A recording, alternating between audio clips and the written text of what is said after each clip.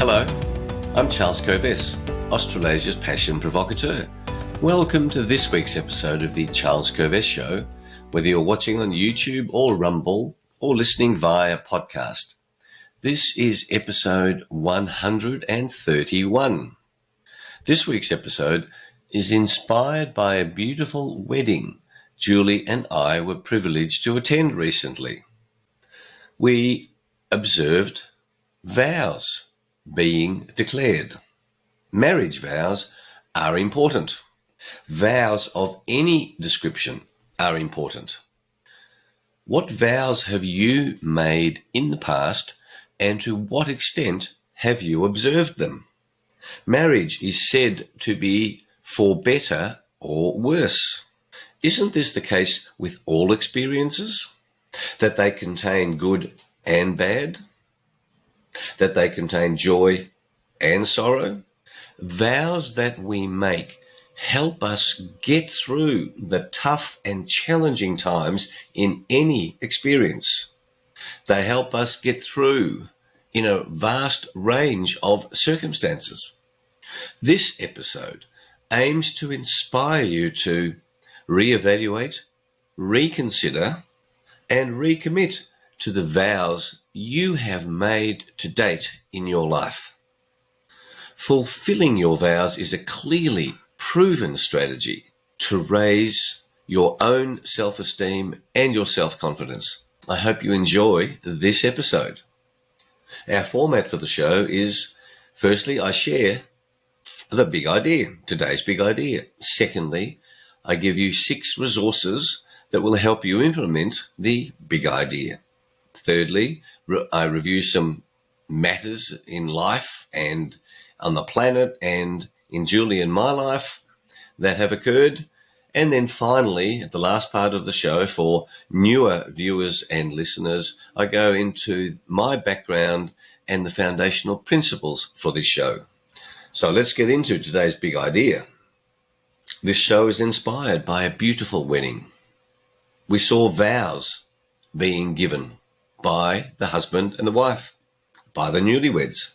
Wedding vows contain some pretty big vows or promises. I know, I've done it 3 times.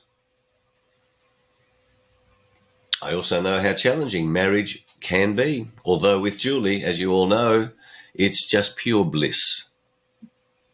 So the recent wedding of, let's call them Sim and Manny. We'll call them that because that's their names. This wedding reminded the attendees and Julie and me about the vows, the details of the vows and the promises and the concepts discussed in a marriage that can be applied to all aspects of life. The crucial vow, and I'll unpack what a vow actually is, but the crucial vow is, I take you to be my husband, for better, for worse, for richer, for poorer, in sickness and in health, to love and to honour for all our days to come. It recognises the two-sided nature of marriage, the two-sided nature of a coin, the two-sided nature of every experience. Earlier episodes, I've talked about benefits and drawbacks. There are benefits and drawbacks in every experience. There are benefits and drawbacks in marriage. Of course, there are no drawbacks in being married to Julie, but she's the exception that proves the rule. Marriage is indeed a challenge. Taking on a new job is a challenge. Committing to be the leader of an organisation, of a charity, and I'm on the leadership team of 6 charities. I'm the chairman of a number of organisations. That also is a commitment. It's a challenge. It has benefits. It has drawbacks. It has better. It has worse. Vows and promises help us get through the worst times, the difficult times. You see, this whole issue of vows ties into the concept of resilience. A lot of material is written about younger people these days don't have resilience. Many people don't have resilience. I observe it in my coaching. I observe it with the leaders I work with and their teams. As soon as the going gets tough, the wimps wimp out. But every experience has tough. So that's why vows are important. And then witnesses to vows are also important because their spiritual energy, their subconscious energy, their superconscious energy, as they're observing the vows being taken, as all of the people in the church at this wedding of Sim and Manny were there observing the vows, and observers to our vows and witnesses to our vows help us to stick to those vows. Vows are probably the biggest commitment that we can make. Now, so what is a vow? Well, I checked out the Macquarie dictionary, a concise dictionary, and it says this: vow is a solemn promise, a pledge, a personal engagement, a solemn or earnest declaration, a solemn, religiously binding promise made to God or to any deity or saint, as to perform some act, make some offering or gift, or enter some service or condition, like marriage. It's also said to be a promise binding for life. For example, undertaking absolute chastity.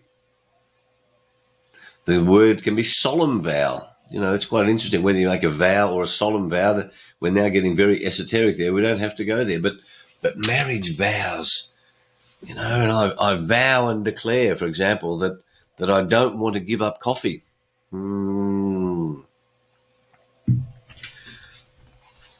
So these vows that we make in marriage, and you go, when do you vow and declare something? So let me read some supportive quotes that were in the marriage booklet. I think they're pretty powerful. They're pretty inspiring concepts for you to consider. And if you are married, or if you are in a relationship or a de facto relationship, you know, what we found at this wedding was people were reminded of what it meant to commit to somebody, to commit to anything. Here's the first. A loving partner is a safe shelter. Whoever finds one has found a rare treasure. A loving partner is something beyond price. There is no measuring their worth. A loving partner is a life-saving remedy, and those who respect their Lord find true love. For as a person is, so is their loved one. That's an interesting idea, isn't it? Are you loving so that your partner is loving back to you? This applies to sporting teams as well. Are you committed to your team? Are you committed to the organization that you're working for? And, you know, you could be, and this is where many failures happen, because the organizations aren't committed to them. By the way, that first quote was a reading from the book of Sirach in the Bible, Old Testament, I think. Here's a second quote from the letter of St. Paul to the Romans. Love each other as much as brothers should, and have a profound respect for each other. Respecting another person's a pretty big idea. Respecting your partner in business, respecting your spouse. Respecting is if you respect the other person, gosh, it deals with a lot of dramas in relationships. If you only respect a person when they're doing what you want them to do, that's hardly respect. The letter goes on. If you have hope, this will make you cheerful. Do not give up if trials come, and keep on praying. I'm all in favour of the power of prayer. Bless those who persecute you. Never curse them. Bless them. There's a challenge. Rejoice with those who rejoice, and be sad with those in sorrow. Treat everyone with equal kindness. Never be condescending, but make real friends with the poor. Do not allow yourself to become self-satisfied. You see, if you are self-satisfied, that stops your ongoing learning. Never repay evil with evil, but let everyone see that you are interested in the highest ideals. Do all you can to live at peace with everyone. That's a great idea, isn't it? Next quote is also from one of the Gospels, from the Gospel of Luke. Be compassionate. Do not judge, and you will not be judged. Do not condemn, and you will not be condemned. Forgive, and you will be forgiven. Great idea in a relationship, isn't it? Forgive. Forgive your spouse. Forgive your business colleagues. Give, and there will be gifts for you. A full measure, pressed down, shaken together, and overflowing will be poured into your lap, because the standard you use will be the standard used for you. So in marriage, if you don't forgive, then don't expect to be forgiven by your spouse. Next quote. This is not from the Bible, but it's part of the church. It was a Catholic church ritual. Marriage is a sacred union. Now, sacred takes it above the levels of just simple human beings. Of course, if you don't believe there's any spirit, if there's no human spirit, then that's not going to appeal to you much. But marriage is a sacred union. It asks those who enter it to be faithful to each other forever. It creates between them a bond that endures for life and cannot be broken. It asks that they love and honor each other. How are you going on the honoring space? Next one was a prayer of the whole group, or the attendees in church. Let us accompany this new family with our prayers, that the mutual love of this couple may grow daily. Okay, love grows and commitment grows. And this applies in all environments. I'm not just sticking to marriage here, as I hope you're getting really clear that commitment and love and respect can grow daily. Another prayer. By this marriage, two families have been united. May both families continue to be a source of love, support, and guidance through the couple's life. So that we all need support. It's another reminder that you don't have to be some superstar that is entirely capable and able to go through all the challenges of life without support. We have the marriage ceremony so that people can support us. Footballers have supporters so that they support them through the tough times. And the last quote from the marriage booklet. May all married couples here today be reminded of the joy of their own day. May they give thanks for the happiness they have known, and may each day find them more devoted to each other than the last. They were beautiful reminders of the challenge, the complexity, the value of relationships, and how they can build or they can disappear. And the question is, to what extent do we commit to them? And that's what vows do. So I invite you to reevaluate, reconsider all of the vows, all of the promises you have made in your life. Then you might consider recommitting or a deeper commitment to those vows. And it might then help you in what vows you make in future and the power of such vows in achieving whatever you might want to achieve in future. And of course, that's what this show is about, to help you in raising your self-awareness about what vows do you really want to make and how valuable is it for you in your life journey to make such vows. So here's some resources to help you go with the big idea. The song this week is a wonderful, beautiful song, often played at weddings, written by Paul Stuckey of Peter, Paul and Mary. And of course, I'm biased towards them because where I grew up, I learned to play the guitar with Peter, Paul and Mary songs in the 60s. The song is the wedding song. Beautiful lyrics, beautiful lyrics. The union of your, so it goes, he's now to be among you at the calling of your hearts. Rest assured this troubadour is acting on his part. The union of your spirits here has caused him to remain, for whenever two or more of you are gathered in his name, there is love. Well, a man shall leave his mother, and a woman leave her home, and they shall travel on to where the two shall be as one. Listening to this song might re-inspire you to the wonderful parts of your marriage, you might be going through tough times, and listening to songs such as the wedding song can take you to a whole new space. My book this week is by Gary Chapman. I've recommended it in the past, The 5 Love Languages. And the relevance of that is in your relationships, but particularly in your personal relationship, in a marriage. What is the love language of your spouse?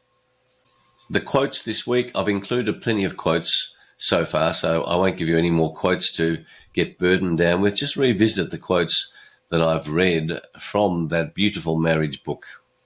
My health tip this week comes from my guest on the TNT radio show, and Dr. Anne Quinn, and she has inspired Julie and me to go back to the preparation of a morning nutritional drink made up of all sorts of superfoods that you can conveniently add in there.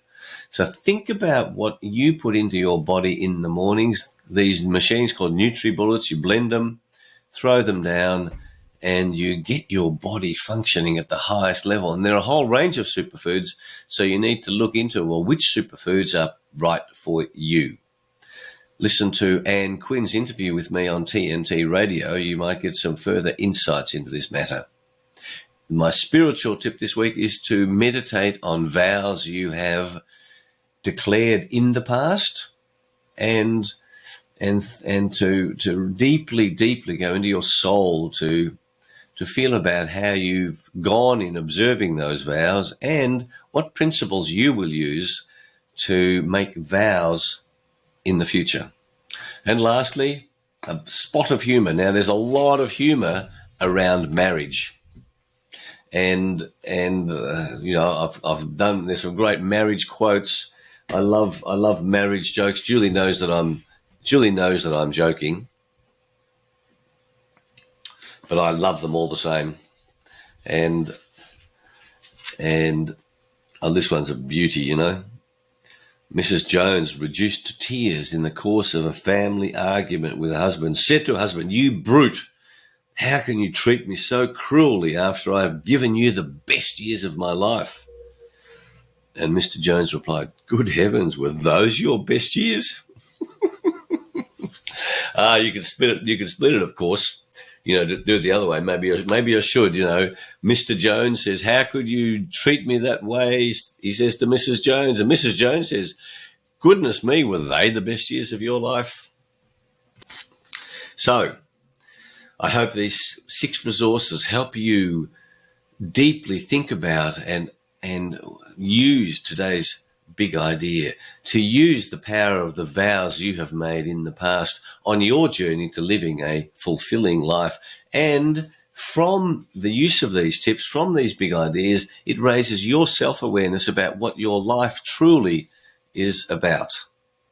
I invite you to subscribe to this YouTube channel, to the Rumble channel, to the podcast. I invite you to visit our websites, covest.com, charlescovest.com.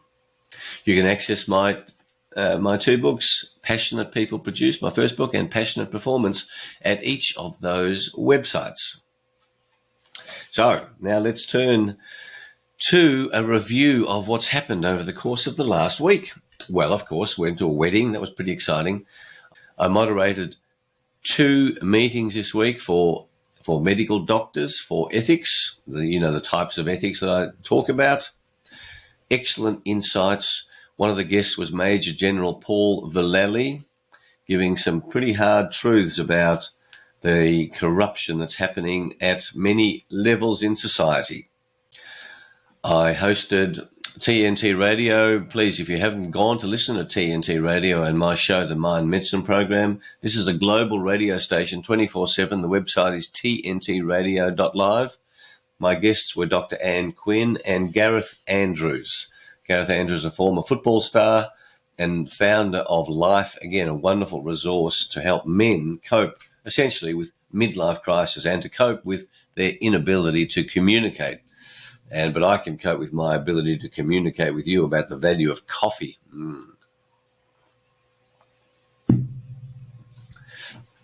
During the week, more and more corruption is coming out about the Premier of Victoria, Dan Andrews, the worst Premier, the most corrupt, evil premier, in my view, and I've been involved in politics for a long time. We have an election coming up in 3 weeks' time. Sadly, I don't think enough people realise how bad, how evil his government is. The level of debt for this state is extraordinary. The level of debt for Australia is extraordinary.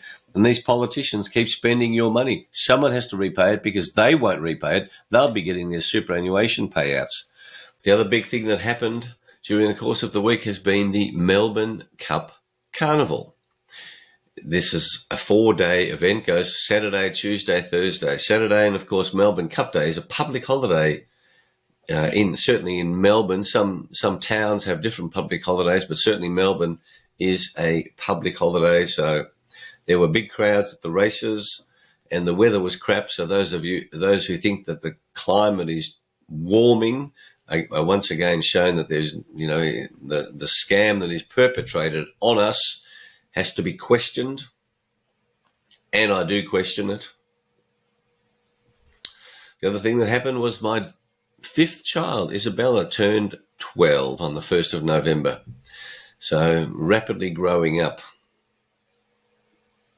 And then I did a face-to-face speech to a real live audience on sustainability at the Alex Theatre in St Kilda. I can combine sustainability for our own performance, but also understanding that polluting the planet, we pay a price. So that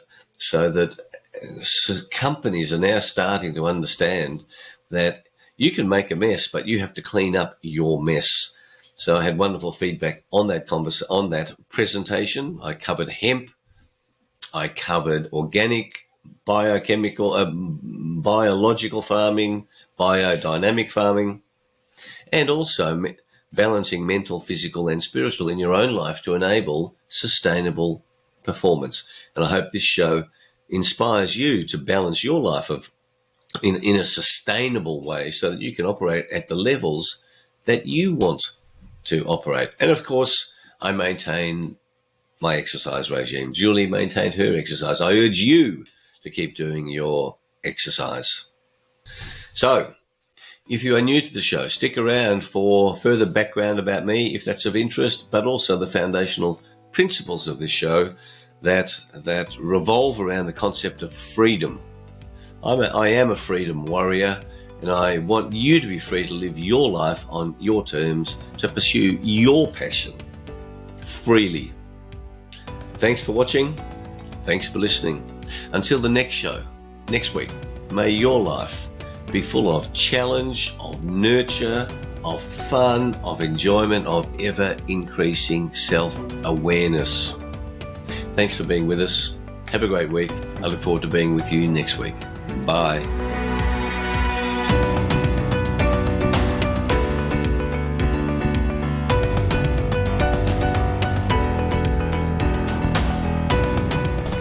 And now, for viewers and listeners who want to know more about my background and what else I do with my life, as well as the foundational principles of the show. Here we are. Since 1993, when I left my legal career, a career that I love, to become Australasia's passion provocateur, I have inspired and provoked and educated and motivated people all over the world to discover and pursue their passion. I have helped people via the books that I've written, via speeches at conferences, via in-depth team building programs, workshops over 1, 2 or 3 days, or over 3 months, 6 months. And I've coached people of all ages, one-on-one, from small, medium and large enterprises, government enterprises, helping them to identify the often tiny changes that can make a massive difference. One of my core principles is that freedom is what makes us truly human.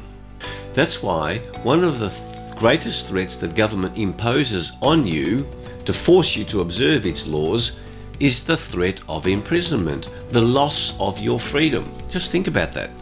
Government says if you don't behave yourself, we're going to put you in jail. No, I don't want to go to jail. I don't want to lose my freedom. That's a reminder to you of why freedom is so important. Without freedom, you and I are not much different to animals. If you were locked up in a cage for the rest of your life, how different would you be to an animal? This commitment to fighting for freedoms for all people is carried out by me primarily through 5 channels. Number 1, preserving the freedom to pursue your passion. Number 2, inspiring you to be able to be free through excellent health. Number 3, helping preserve freedom throughout the world through the expansion of industrial hemp, a magnificent agricultural crop, an almost miraculous crop that enables every community to thrive independently of government. In this way, the power of government to take away freedom is minimized. Number 4, fighting for freedom through legal strategies. So I do work as a legal strategy consultant, as an interface between clients and their lawyers. And number 5, as chairman of the Australian Institute of Comedy and as a board member of the Australian Cartoon Museum, fighting for the freedom of thought and speech through uncensored comedy and humour, through avoiding political correctness in the comedic space. When you block freedom of speech, freedom of thought, that's the beginning of the end of your freedoms. The foundational principles for the Charles Kovess Show are founded on the formula SA plus P equals S. Your self-awareness added to your passion will guarantee that you are successful. And the best definition of success I have found in life is that success is the progressive realization of your worthy ideals. The progressive realization of your worthy ideals. This show is also guided by Socrates' famous principle and quote, "The unexamined life is not worth living." You can see I'm wearing my red jacket. I wear my red jacket for all my shows. Red is the color of passion, so that when you see me on the YouTube version, it reminds you that when you see red in your life, you ask yourself the question, am I pursuing my passion? What am I passionate about? Am I still passionate about that? What might I newly be passionate about?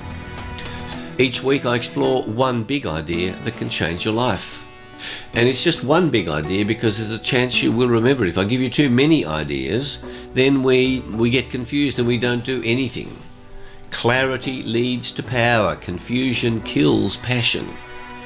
Each week I share simple and practical resources that you've heard me describe in the earlier part of the show.